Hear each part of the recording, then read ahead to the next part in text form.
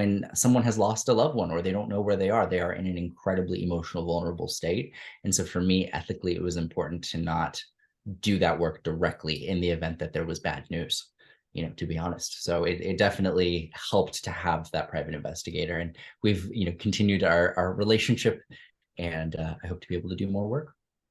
How do you deal with delivering bad news? Like when, someone comes to you and it really isn't, we talked about closure in the beginning where it's like, yeah, you get this person was murdered or taken, or it was a gruesome end. It's definitely an exceptionally difficult position to be put in, but I think delivery is everything, and how one words something is very important. I've seen the importance of bedside manner and delivering things in a gentle way. And sometimes, someone doesn't need to know all the ins and outs of every detail that one may feel. It's up to us to use discernment of what's appropriate. So I try to be mindful of that. There is no school for mediums, unfortunately.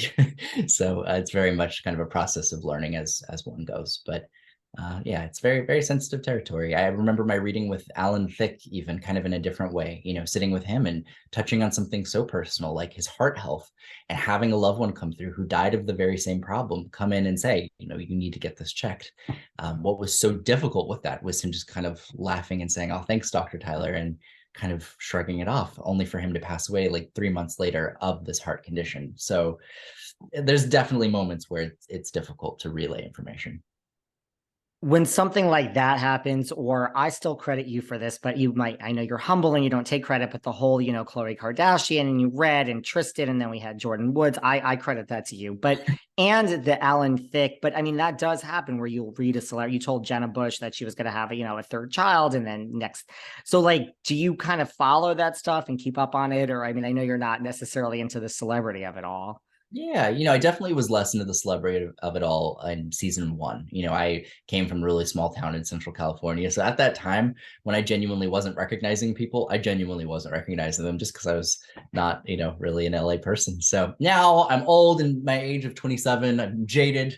I know all the celebrities, but I definitely try to stay in touch and keep up with some of those predictions that are made. Maria Menounos was another one that I think we had like a 5 to 6 year down the line prediction about a baby, and she just recently, through surrogate, was able to make that happen. So really, really awesome.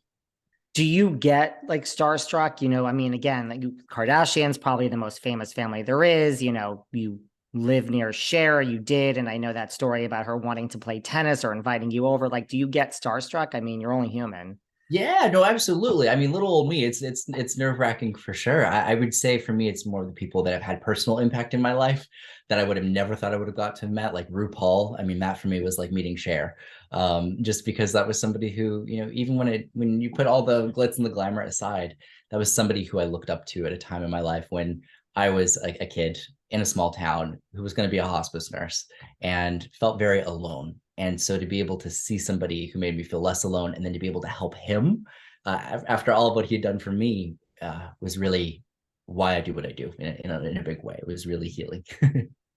How is your mom doing? I mean, I was so touched by her story in life after death and, looking for her own real mother and discovering this later in life.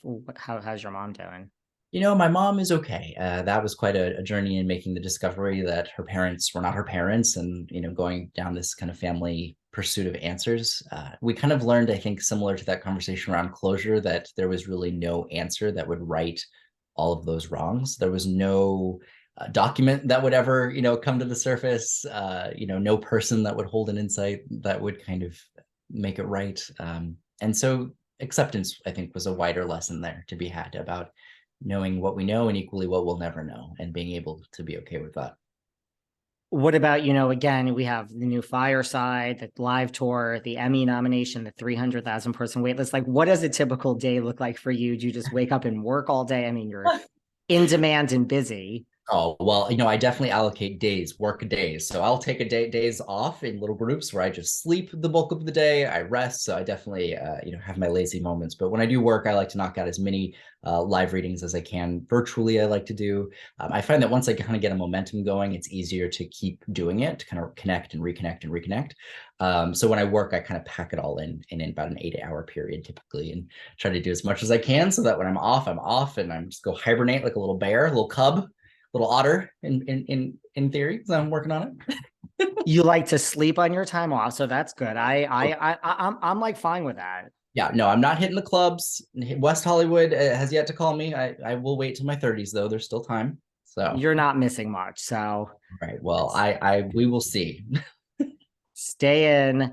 What about when you're reading someone and like, the goal I would imagine, just having followed your career is really for the person you're reading. What about when it's the opposite of delivering bad news, but someone's coming through where, they were like a bad person, like you're sensing, however they passed, like it was a murder because they were also a murderer, or they were just a bad person. Sure. There's definitely been times where I've had to talk about, at the very least, people who did difficult things, and have brought through people who have done difficult things. And one thing I can say is when anyone comes in, there seems to be an acknowledgement of self-reflection, self-assessment.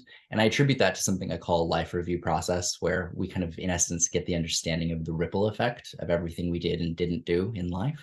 And this is a very enlightening process that they seem to go through. So while I have had times where people have done difficult things, they tend to come through from a place of understanding. If someone was never able to take a credit for anything, or take accountability in life, they almost seem to have that forced empathy upon transitioning, that understanding of how they affected others, and that tends to come through with I wouldn't even say remorse. It's more than remorse. It's more of an awareness in one's bones of how their actions affected other people.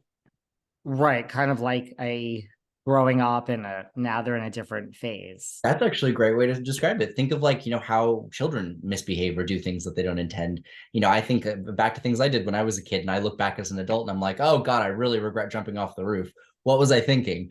And I would imagine it's a little bit like that for them, where they look back and they say, wow, I can't believe I did all that, but it's through a process of reflection.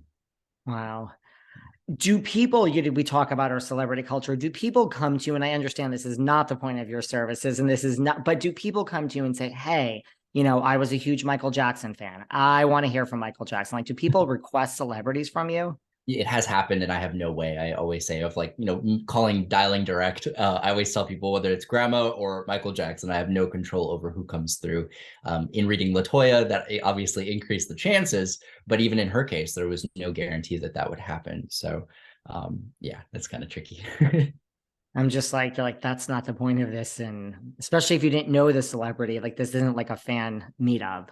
Yes, but I mean, what it does increase the chances if there's a connection. Like if we read Abraham Lincoln's great great great great granddaughter, it actually probably would liken the chances. It would increase them than if I were to read somebody randomly off the street.